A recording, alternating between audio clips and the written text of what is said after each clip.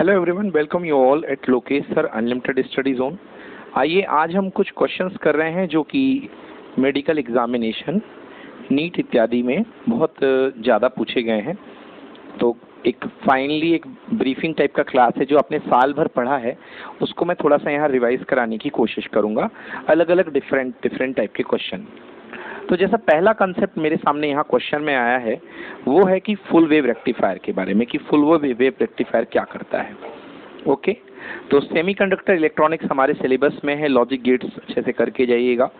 Full wave rectifier, खासकर PN junction diode, और PN junction diode में एक कंसेप्ट आता है, मैं आपको बता दूं, टोटल इंसेंटरिंग कंसंट्रेशन का स्क्वायर जो होता है वो होल कंसंट्रेशन और इलेक्ट्रॉन कंसंट्रेशन के मल्टीप्लाई के इक्वल होता है। एक ये फॉर्मूला बहुत इंपॉर्टेंट बनता है, इससे न्यूमेरिकल आते हैं।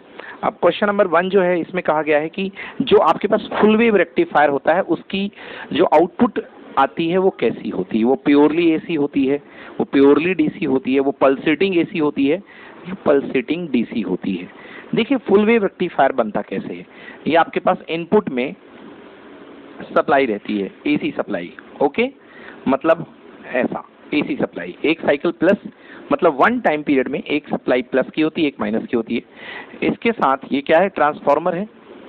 इसके साथ बच्चों यहाँ पर एक कॉइल लगा देते हैं, ट्रांसफार्मर की सेकेंडरी कॉइल, उसके बिना तो होगा ही नहीं काम। एक डायोड लगाते हैं बच्चों ऊपर और एक डायोड लगाते हैं नीचे। ओके, एक डायोड ऊपर लगाते हैं, एक डायोड नीचे लगाते हैं।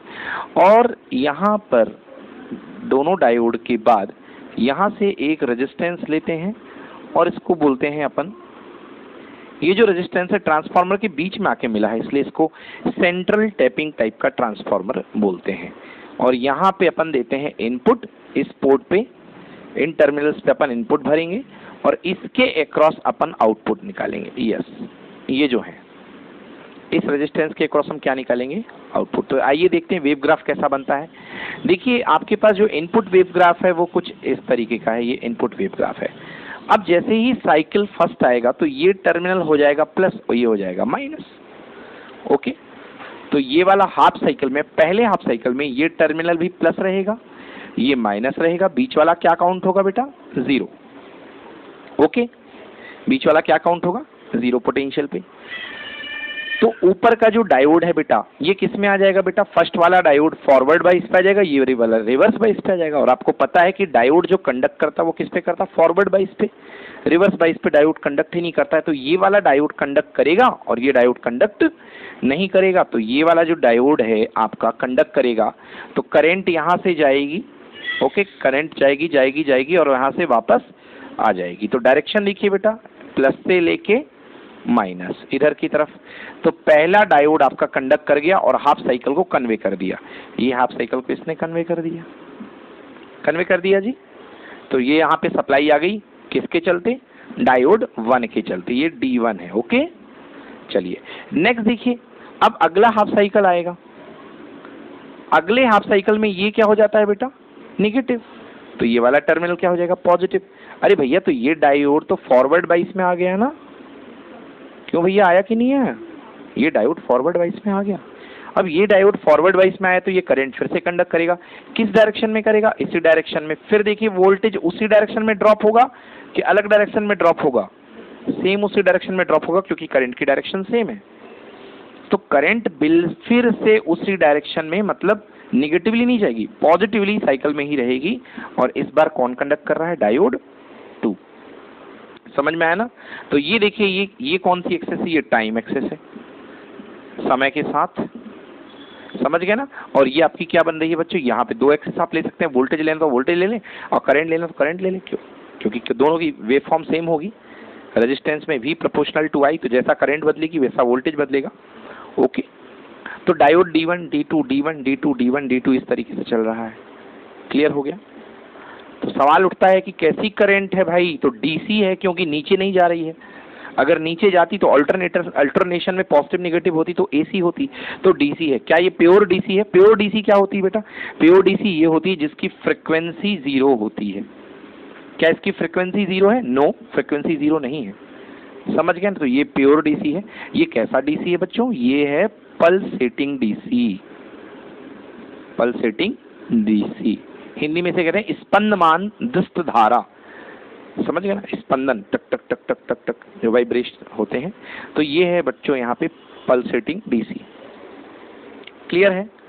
अब सवाल उठता है कि यहाँ पर फेज एंगल में कितना चेंज आ गया है, फेज एंगल में कितना चेंज आ गया। तो देखिए इनपुट करंट ये थी, उसके बाद जो नेक्स्ट करंट आई है वो यहाँ से ही बन गई है।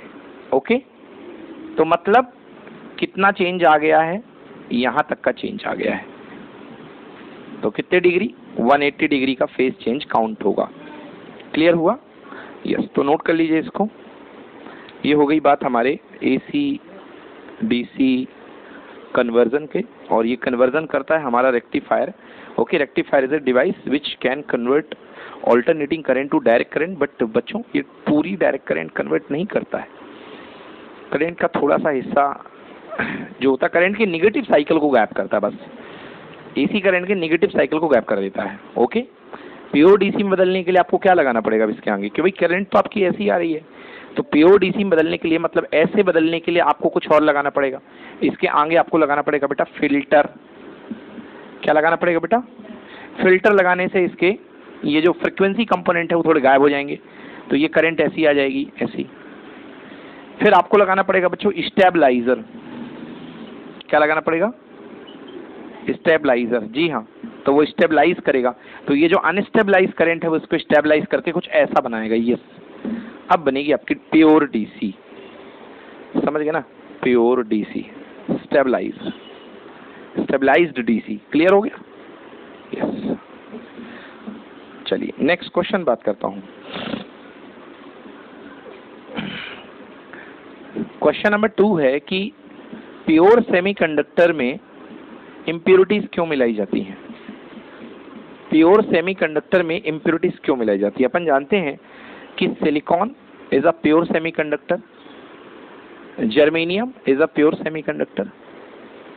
यस और no? Silicon is a pure semiconductor, germanium is a pure semiconductor. Even मैं आपको याद दिला दूं कि जर्मेनियम के लिए वैलेंस बैंड और एनर्जी यानी कंडक्शन बैंड के बीच का जो गैप होता है दैट इज 0.67 इलेक्ट्रॉन वोल्ट। यही होता है ना जर्मेनियम के लिए, यही होता है, मुझे एग्जैक्ट याद नहीं, शायद यही होता है 0.7 इलेक्ट्रॉन वोल्ट के आसपास। यस, 0.67। तो silicon is a pure semiconductor. Silicon में इम्प्योरिटीज मिलाई जाती हैं। दो इम्प्योरिटीज होती हैं, एक 3 टाइप यानी कि ट्राईवैलेंट इम्प्योरिटीज, और एक 5 टाइप 15th ग्रुप की यानी कि पेंटावैलेंट इम्प्योरिटीज। अगर ट्राईवैलेंट इम्प्योरिटीज बनाते हैं तो पी टाइप सेमीकंडक्टर बन के आता है, और अगर पेंटावैलेंट इम्प्योरिटीज मिलाते हैं तो एन टाइप सेमीकंडक्टर बन करके आता है। सवाल यह है कि इम्प्योरिटीज मिलाई क्यों? क्योंकि इम्प्योरिटीज मिलाने से कंडक्टिविटी बढ़ती है, एक्स्ट्रा चार्ज कैरियर्स आ जाते हैं, जिसकी वजह से कंडक्टिविटी क्या होती है? बढ़ती है। कंडक्टिविटी को किससे डिनोट करते हैं बच्चों? सिग्मा से। सिग्मा इंक्रीजेस, सिग्मा इंक्रीजेस, तो resistivity decreases, resistivity decreases. Sigma increase करेगा तो रजिस्टिविटी कम होगी, और रेजिस्टेंस भी डिक्रीज करेगा भाई, समझ गए ना, रेजिस्टेंस भी डिक्रीज करेगा। ऐसा सब कुछ क्यों हुआ? क्योंकि आपने जैसी इम्प्योरिटी मिलाई तो इम्प्योरिटी मिलाने से एन बढ़ गया। एन क्या है भाई? Number of carriers per unit volume, समझ गए ना, number of charge carriers per unit volume. तो इसका आंसर यही है। क्यों मिलाई जाती है इम्प्योरिटीज? विद्युत चालकता बढ़ाने के लिए, यानी कि इलेक्ट्रिकल कंडक्टिविटी को इंक्रीज करने के लिए अपन बढ़ाते हैं। क्लियर हुआ? Okay, next question. अगला क्वेश्चन जो आया है एग्जाम में वो तो जनरल नॉलेज बेस्ड है, सीधा सीधा, कि सबसे ज्यादा एक्सरेज को एब्जॉर्ब कौन करता है? लिख लो भाई, लेड, पीबी। सबसे ज्यादा जो एक्सरेज को एब्जॉर्ब करता है, पीबी बहुत बढ़िया एब्जॉर्बर है एक्सरेज का। जो लेड है वो एक्सरेज का बहुत ही अच्छा एब्जॉर्बर है। ओके, क्योंकि सबसे ये देखो एक्सरेज एब्जॉर्ब वो करेगा जिसका मास ज्यादा होता है, तो पीबी का अच्छा खासा मास है, लेड का मास होता है 207, इसकी वजह से ये एब्जॉर्ब कर लेता है। चलिए नेक्स्ट क्वेश्चन देखिए, आपके सामने एक सर्किट बना रहा हूं, एक सर्किट बना रहा हूं आपके सामने। आपको बताना है कि इसमें करंट कितनी होगी। प्लस सप्लाई ग्राउंड है, माइनस सप्लाई पे कनेक्शन है। ये माइनस, ये प्लस को ग्राउंड कर दिया गया, ये ग्राउंड है। उठा लिया एक डायोड, ये डायोड, और ये है वायर का रेजिस्टेंस पूरा जिससे कनेक्शन है। ये है 100 ओम की वायर, और यहां पर लगा हुआ है -3 वोल्ट सप्लाई, और फिर यहां पे भी ग्राउंड। चलिए जी, आपको बताना है कि इस सर्किट में करंट कितनी जाएगी। इस सर्किट में करंट कितनी जाएगी सर? ये वाला वोल्ट 1 वोल्ट है। ओके, तो पहले देखिए कि ये फॉरवर्ड वाइस में है कि रिवर्स वाइस में है। देखिए इसके पास ये निगेटिव देखा जाए तो ये -1 है इसके पास, और यहां से देखा जाए तो -3। भाई इसके पास ज्यादा निगेटिव है ना, ये -3 है ना, लिखते नहीं है बट पोलैरिटी तो सबको पता है कि नीचे वाली प्लस और ऊपर वाली माइनस, तो -3 है। मतलब ये प्लेट जो है वो मोर निगेटिव है और ये प्लेट लेस निगेटिव है। तो लेस निगेटिव को अपन पॉजिटिव मान सकते हैं कि नहीं मान सकते? मान सकते हैं। मतलब ये प्लस हो गया, ये माइनस हो गया, मतलब कंडक्ट तो कर गया। अब यदि कंडक्ट कर गया तो अपन जानते हैं करंट इक्वल टू होता है change in potential upon resistance. अब जब दोनों बैटरी के माइनस माइनस अटैच हैं तो क्या होता है? पोटेंशियल ऐड नहीं होता, सब्ट्रैक्ट होता है। तो 3 वोल्ट और 1 वोल्ट में से सब्ट्रैक्ट होकर के कितना आएगा? 2 वोल्ट। तो पोटेंशियल हो गया 2 वोल्ट और रेजिस्टेंस कितना है? 100। क्लियर है? रेजिस्टेंस है 100। तो क्या हो गया भाई? 20, उसको इधर कर लो 20 और इसको नीचे कर लो 1000 एम्पियर। बात तो एक ही है, जीरो का ऊपर। तो 1/1000 एम्पियर मतलब 1/1000 एम्पियर क्या हो गया? 20 मिली एम्पियर। सही है, नोट करो।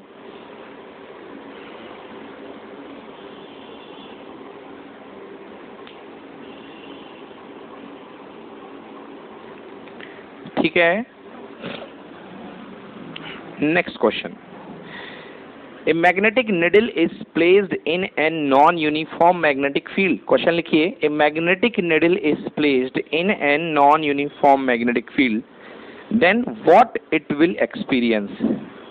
एक नॉन यूनिफॉर्म मैग्नेटिक फील्ड है। बच्चों आपको याद होगा कि यूनिफॉर्म मैग्नेटिक फील्ड में अगर आप मैग्नेटिक निडल को, जो कि एक डाइपोल है, रख देते थे नॉर्थ साउथ में, ये मैग्नेटिक फील्ड बी है, ये मैग्नेटिक मान लीजिए डाइपोल का नॉर्थ पोल है और ये डाइपोल का साउथ पोल है, तो आपको पता है होगा कि मैग्नेटिक निडल में, डाइपोल में ये कुछ इस तरीके का रियलाइज करता था। यस और नो? समझ गए ना? कुछ इस तरीके का रियलाइज करता था। नॉर्थ यहां ले लीजिए क्योंकि फील्ड नॉर्थ टू साउथ, हाँ यहां ले लीजिए, और ये साउथ यहां ले लीजिए। ओके, क्लियर हो गया? तो कुछ इस तरीके की रियलाइजेशन होती थी। अब इस समय हम बोलते थे मैग्नेटिक फोर्स कितना है? F मैग्नेटिक, आपको शायद भूला ना हो, M into B, M B. Electric force क्या होता था? F electric equal to Q into E, electric force QE, और मैग्नेटिक फोर्स MB। M क्या है? Pole strength. B क्या है? Magnetic field. हाँ है ना? तो MB उस तरफ और MB इस तरफ, तो नेट फोर्स क्या हो जाता था? कैंसिल। केवल क्या एक्ट करता था? टॉर्क। क्या एक्ट करता था? टॉर्क एक्ट करता था। तो अगर आपके पास यूनिफॉर्म मैग्नेटिक फील्ड है, अगर आपके पास B कैसा है? यूनिफॉर्म है, तो आपके पास फोर्स तो 0 होगा मगर टॉर्क कुछ ना कुछ होगा। और अगर भूल गया है कितना होगा तो मैं याद दिला देता हूं, मुझे तो याद है भाई, MB sin थीटा। याद है? MB sin theta. अब बच्चों यदि B आपका यूनिफॉर्म नहीं है, इज नॉट यूनिफॉर्म, B आपका वेरिंग है। कैसा है B आपका? वेरिंग है। देखिए ऐसा कुछ B है, ये देखिए, ये B यूनिफॉर्म नहीं है, है ना? B बढ़ रहा है देखिए लगातार। अब अपनी यहाँ पे कोई डाइपोल रख दिया, मैग्नेटिक डाइपोल, तो बच्चों इस पे फोर्स भी लगेगा और थोड़ा बहुत टॉर्क भी लगेगा क्योंकि इस तरफ लाइंस ऑफ फोर्सेस की क्राउडिंग ज़्यादा है ना, तो ये सीधा करने का भी इसको प्रयास करेंगी। तो समझ गए ना। तो अगर बी यूनिफॉर्म नहीं है तो फोर्स भी not equal to zero and torque is also not equal to zero, मतलब फोर्स भी लगेगा और टॉर्क भी लगेगा। ठीक है, तो फोर्स भी लगेगा और टॉर्क भी लगेगा, दोनों ही चीजें लगेंगी अगर आपके पास नॉन यूनिफॉर्म मैग्नेटिक फील्ड है तो। क्लियर। नेक्स्ट, अगला question magnetic effect of current से आया हुआ है। मैग्नेटिक इफेक्ट ऑफ करंट, और उन्होंने पूछा गया है कि एक टोराइड है और टोराइड के अंदर मैग्नेटिक फील्ड इंटेंसिटी के लिए 4 ऑप्शंस हैं और 4 ऑप्शंस में बताना है कि सही ऑप्शन क्या है। तो मैं आपको बता देता हूं कि टोराइड का मैग्नेटिक फील्ड इंटेंसिटी क्या होता है भैया। टोराइड का मैग्नेटिक फील्ड इंटेंसिटी होता है म्यू नॉट एन आई। क्या होता है? Mu naught N I. यहाँ पे स्मॉल एन मतलब कि total number of turns divided by total length, और टोटल लेंथ होती है भैया यहाँ पे 2 पाई आर। क्या होती है? Total length equal to 2 pi R. Toroid क्या होती है? टोराइड ये एक सिलेंड्रिकल शेल को मोड़ करके एक पहले सर्कल बना लो, सर्कुलर शेल बना ली। अब यहां से कहीं से भी धागा डालना आप शुरू कर दो। यहां से मान लो धागा डाला आपने,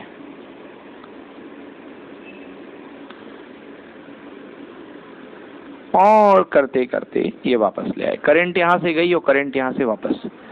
बच्चों मैं बता दूं, टोराइड ही एक ऐसी व्यवस्था है जिसके अंदर पे मैग्नेटिक फील्ड 0, बाहर पे भी मैग्नेटिक फील्ड 0, केवल सेंटर के अंदर कोर के भीतर, ये जो कोर है, कोर आयरन कोर, इसके अंदर मैग्नेटिक फील्ड आता है और उस मैग्नेटिक फील्ड की वैल्यू होती है ये म्यू नॉट एन आई। बोलो चमका। चलो, तो ये होता है म्यू नॉट एन आई। ठीक है ना। तो इसका आंसर क्या होगा कि हर जगह मैग्नेटिक फील्ड सेम होगा but inside the cross section बाहर 0 होता है। ठीक है।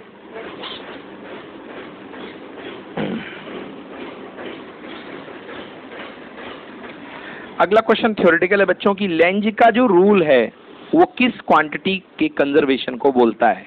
Energy conservation. कुछ ऐसे रूल्स हैं, आपको मैं बता देता हूं। किरचॉफ का फर्स्ट लॉ, जिसको केसीएल बोलते हैं बच्चों, याद रखना, वो चार्ज कंजर्वेशन की बात करता है। किरचॉफ का जो सेकेंड लॉ है वो बच्चों एनर्जी कंजर्वेशन की बात करता है। जो लेंज का रूल है वो एनर्जी कंजर्वेशन की बात करता है। ठीक है। लेंज का जो रूल है वो एनर्जी कंजर्वेशन की बात करता है। और जो न्यूटन्स का थर्ड लॉ है वो मोमेंटम कंजर्वेशन की बात करता है। ओके। और मोमेंटम कंजर्वेशन भी न्यूटन्स थर्ड लॉ को डिराइव कर देता है। समझ में आया? तो ये कुछ रूल्स हैं, इनको याद रखना।